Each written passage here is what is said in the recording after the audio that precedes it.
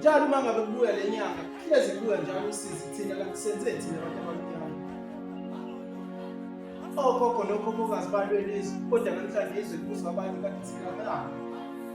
Ngilongibala ngiphindelela, ngilongibala ngiphindelela. Okubuhlungu kakhulu thina sinokudayiswa yilabo abasiphethe labo abasey'khundleni ey'phezulu. Umbuzo wami uthi bona laba abaphezulu umngani bona bengabuyi beze phansi sifuna ukuyikhuluma kahle. Hayi kuyala. Kulokhu sengathi sijikelele laba abasiphethe-ke kuyala. Kuningi kakhulu.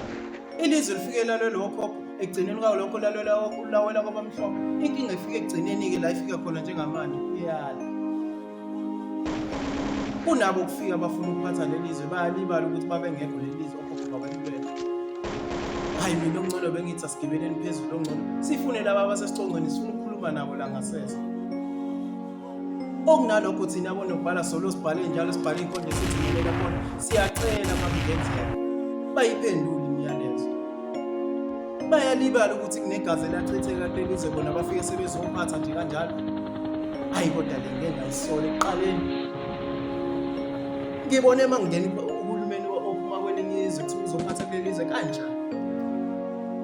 Nginokuyibuza ukuthi wayengikho ogogo babelola lelizwe. Buya nganeno sifuna ukukhuluma naye. Salo sibhalile incwadi zangaphendulwa ehlane sifuna ukukhuluma naye. Uma ngenjalo thina bosonkondlo solo sibhale njalo incwadi mangabe ningayiphenduli nayo ngakusasa futhi thina sisazobhala.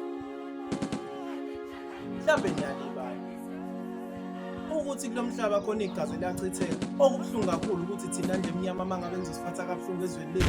Hayi ngeke Zulu, hlangana Zulu.